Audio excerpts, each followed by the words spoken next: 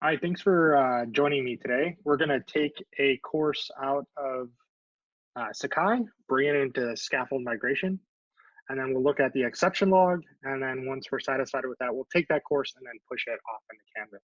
So let's get started. I'm sitting right now in scaffold. And what I'm going to do is I'm going to use the course import utility.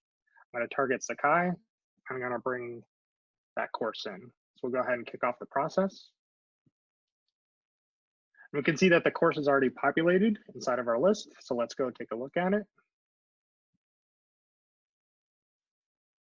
You can see that the course structure is already built out. So we can see all the course content here.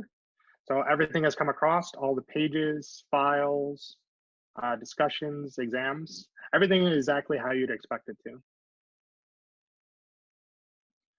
And as part of this, we generate an exception log, and it logs all the issues or potential issues that you might find with the migration of the course.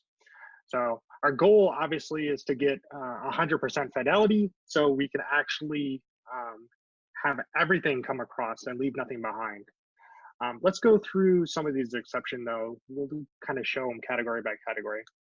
The first one is a match, and we're actually looking for keywords, phrases, anything that you want that can be detected inside of the course content. At the very basic, we just look for the name of the LMS. So as you're moving from one platform like Sakai to Canvas, we want to be able to detect those and then change them as they come through. And you're given two options. You have a target, you have a source. So I could actually click the source and jump back to where it came from. But in this case, I want to actually see the target. So I can see, and it's highlighted for me, right inside of scaffold. And if I wanted to, I could actually just replace it. So I'll replace it there.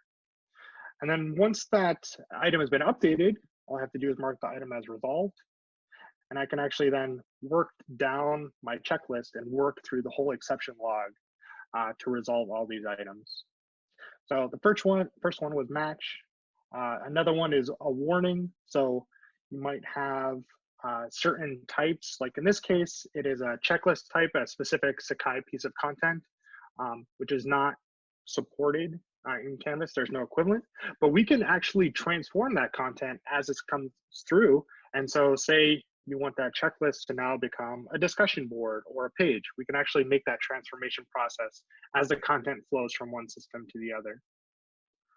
The last one I want to highlight is a stub. And this is what we refer to as our stubbing process of any content, so like an embedded LTI link that needs to be wired up inside of the course itself, inside of that new LMS of where you're going to. Instead of like a lot of utilities like Common Cartridge that just completely delete content that they don't understand, we mark it, log it, give you yet again the source of it.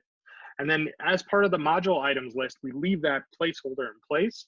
So your whole content structure, your actual flow of the course is not interrupted, and you don't have to compare your old course to the new course to try to find any items that have been deleted. Is there any questions so far about the exception log process? Jordan, I have a question. Are there any elements that won't translate or transition over to the new LMS from Sakai?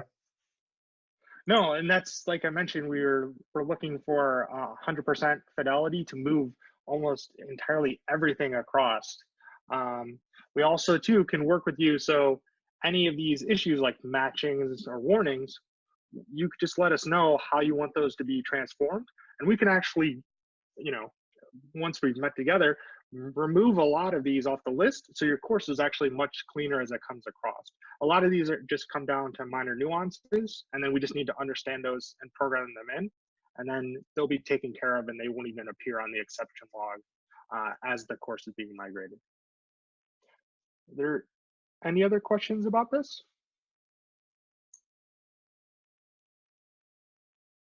All right, perfect. All right, now I'm gonna take this course and I'm gonna go ahead and push it into Canvas. So I'm just gonna do a process behind the scenes, and then we'll go jump into our Canvas course. So this is what the course looks like once it's been migrated out of Scaffold into Canvas. As you see, the whole course content is intact, exactly how you'd expect it to. down to the subheading items and indenting, all the settings, due dates, points, quiz questions, everything has come across. So yet again, we're really striving for 100% of the course content to come across and leave really nothing behind.